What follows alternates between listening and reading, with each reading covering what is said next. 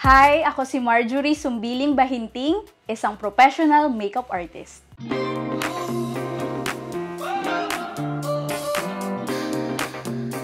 Our business po is focuses on providing professional hair and makeup services for all special occasions like wedding, graduation, JS, photoshoot, lahat po ng events na pwede natin servicean, ginagawa po namin. So, yung goal po namin is to enhance the natural beauty and also ma-enhance or ma-boost din po yung confidence ng mga clients.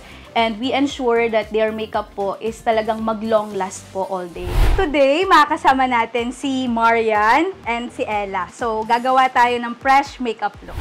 Isa sa mga kino-consider ko para sa look ni client is yung event na pupuntahan niya. Then, yung preference ni client, kung ano yung mga gusto niyang style, sa kilay, kung ano yung gusto niya sa blush on, sa lips. Isa rin yung skin type ni client. So, isa rin yung sa mga kino-consider namin para sa makeup look niya. And yung skin tone din. So, ngayon, ang ginawa ko, nag-cleanse muna ako ng face to make it sure na walang dirt or excess oil bago tayo mag-apply ng another product. So, next step, maglalagay tayo ng moisturizing. Yan. So, hintayin muna natin ma-absorb ng balat yung nilagay nating product. So, ngayon, maglalagay tayo ng primer sa face niya para ma-ensure natin na maglalast talaga yung makeup niya. So, kapag naglalagay tayo ng primer, depende sa skin type ni client. So, kapag dry, kailangan natin ng mga hydrating and moisturizing primer. Then, kapag oily or combination, kailangan natin ng mga mattifying primer. So, since si client ay medyo oily, so kailangan natin gumamit ng mattifying primer. Ang traditional, ang ginagamit namin yung common like yung sponge, brush. Pero sa airbrush makeup, gumagamit kami ng gun and yung foundation. Importante na nasiset ng maayos yung mga nilalagay natin. May make it sure natin na na-absorb talaga ng balat. Ngayon, maglalagay na tayo ng foundation sa kanya. So, ang lagi kong basihan sa paglalagay ng foundation dito sa neck area niya. So, lagi natin ipapantay dito. So, check natin yung kung tama ba yung match ba sa skin tone niya yung product na ilalagay natin. So, kapag sa mga, sa mga acidic naman, may tips ako. Kasi mas nagda-dark yung yung foundation sa face nila. So, dapat 1 to 2 shades lighter than your skin tone yung gagamitin yung foundation. Para if ever mag-oxidize siya, magiging na siya, well-blend na siya sa balat nyo. Ngayon naman maglalagay tayo ng contour. So mahalaga yung contour para mas ma-enhance yung features ng face ng ating client. So ngayon mag-a-apply na tayo ng concealer. So, kung ano lang yung need sa face, yun lang yung ilalagay natin. Sige lang sa taas.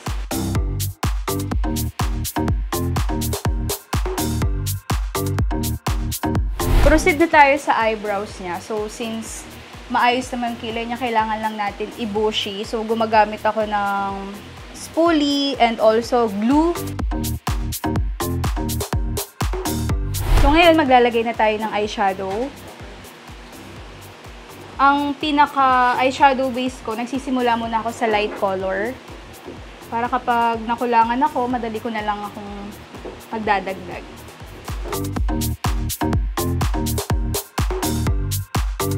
Ngayon, maglalagay na tayo ng tight line. So, maganda to. Tingnan lang sa baba. Parang nakakapagbigay siya ng volume sa lashes mo. Since fresh look yung gagawin natin, so mas maganda kung gagamit tayo ng mga brown sa eyeliner.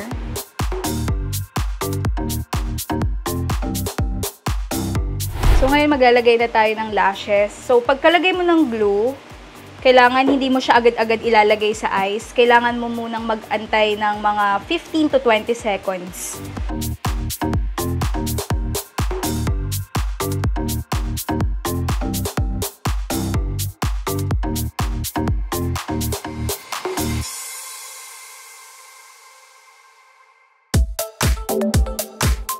So, eto pala yung result ng fresh makeup look.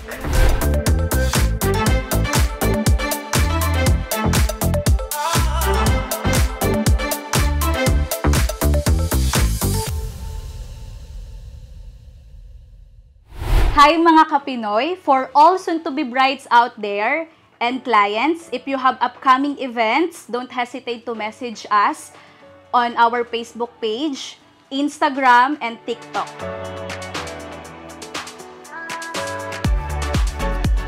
Ako si Marjorie Sumbiling Bahinting, Asenso Kapinoy.